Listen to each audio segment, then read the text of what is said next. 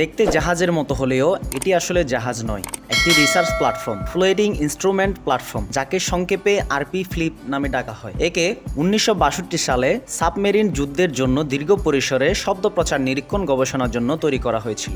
এটি ডিজাইন করা হয়েছিল স্ক্রিপসের মেরিন ফিজিক্যাল ল্যাবরেটরির বিজ্ঞানীদের সাহায্যে। এর নির্মাতা গুন্ডারসন brother engineering company.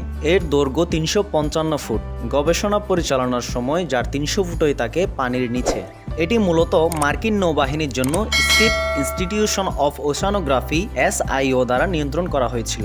Scripps institution of oceanography বা SIO স্যান ডিয়েগোর ক্যালিফোর্নিয়া বিশ্ববিদ্যালয়ের একটি বিভাগ এবং এর প্রধান ক্যাম্পাস লা জোলাতে অবস্থিত। প্ল্যাটফর্মটিকে স্যান ডিয়েগোর উপসাগরে স্ক্রিপসের বহরের সাথে ডক করা হয়। এর সমতল অংশকে যাতে 90 ডিগ্রি পর্যন্ত উল্টানো যেতে পারে এই জন্য এটিকে বয়ার মতো করে তৈরি করা হয়েছিল। ফলে এটিকে লম্বা, পাতলা, ওজনদার কাঠামো যা স্থিতিশীল এবং তরঙ্গ গতির প্রতিরোধী হতে সাহায্য করেছে। 1962 সালে সাবমেরিন যুদ্ধের জন্য ফ্লিপ তৈরি হয়। তবে পরবর্তীতে প্ল্যাটফর্মটি ভূপদার্থবিদ্যা, আবহাওয়াবিদ্যা, ভৌত সমুদ্রবিদ্যা এবং অন্যান্য বৈজ্ঞানিক ক্ষেত্রগুলোতে গবেষণার কাজে ব্যবহার করা হয়েছিল।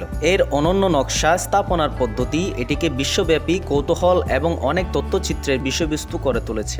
রিসার্চ প্ল্যাটফর্ম ফ্লিপ US নৌবাহিনীর বা সাবমেরিন রকেট প্রোগ্রামের জন্য শব্দ তরঙ্গের ফেজ এবং প্রশস্ততা পরিমাপ করার জন্য তৈরি করা হয়েছিল। 355 ফুট লম্বা ফ্লিপ ছিল 700 গ্রস টন ওজনের। 1962 সালের 22 জুন প্রায় $6 লাখ ব্যয়ে এর নির্মাণ কাজ শুরু হয় এবং 23 জুলাই মাত্র এক মাসের মধ্যে কাজ সম্পন্ন করে 1962 সালের সেপ্টেম্বর মাসে সেবা প্রদান শুরু করে। 5 জন ক্রু ও 11 জন গবেষক বহন ক্ষমতা সম্পন্ন ফ্লিপকে পুনরায় সরবরাহ ছাড়া মাস ব্যাপী মিশনের জন্য স্বাধীনভাবে পরিচালনা করা যেত।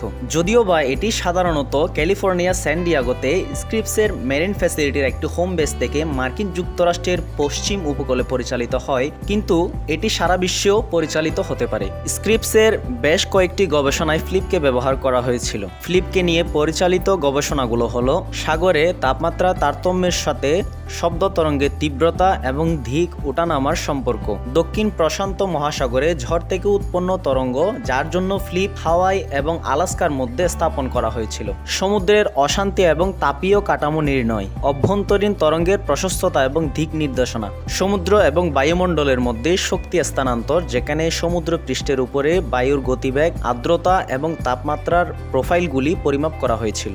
দীর্ঘ পরিসরের শব্দ প্রচার নির্ণয়, পৃথিবীর ভূত্বকের বৈশিষ্ট্যের বৈচিত্র্য সংগ্রহ, 4টি ভিন্ন দিকে ফ্লিপ থেকে দূরে যাওয়া 4টি জাহাজ থেকে বিস্ফোরক শব্দ সংকেতের জন্য একটি শব্দ শোনার প্ল্যাটফর্ম হিসেবে ব্যবহৃত হয়েছিল। যে গভীরতায় তিমিরা ডুব দেয় সেই গভীরতা নির্ণয়, সমুদ্র পৃষ্ঠ থেকে শব্দ বিচ্ছুরণ এবং প্রতিধ্বনি নির্ণয় সহ আরও অনেক বৈজ্ঞানিক গবেষণা করা হয়। কোভিড-19 মহামারী এবং তহবিল হ্রাসের পরে প্ল্যাটফর্মটি স্ক্র্যাপ করার সিদ্ধান্ত নেওয়া হয়েছিল। 2023 সালের আগস্টে ONR এর গবেষণা জাহাজ প্রোগ্রামের তত্ত্বাবধানকারী প্রোগ্রাম অফিসার রব স্প্যারক ফ্লিপকে আরও 5 বা 10 বছরের জন্য ব্যবহারযোগ্য করতে প্রায় $8 মিলিয়ন খরচ হবে, কিন্তু সেই তহবিলটি অন্যত্র আরও ভালোভাবে ব্যবহার করা যেতে পারে, তাই এটিকে আর ব্যবহার উপযোগী করে তোলা হয়নি।